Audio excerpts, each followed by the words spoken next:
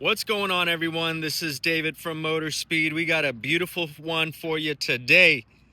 This is a 2018 Yamaha WR250R dual sport plated, California plated for the road. She is looking really good, super mint, like new, only 6,700 miles. Electric start, starts right up and she purrs.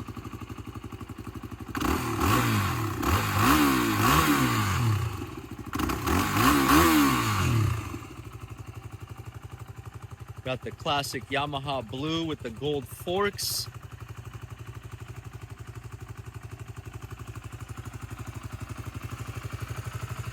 Motor looks like new.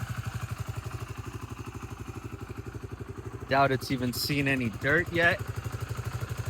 Doesn't look like it. Very light, very agile, easy to ride. Great for beginners and intermediate people alike.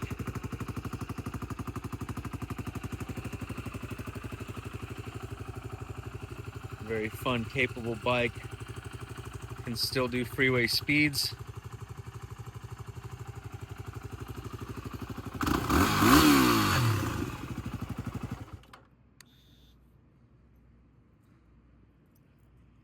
Come check her out.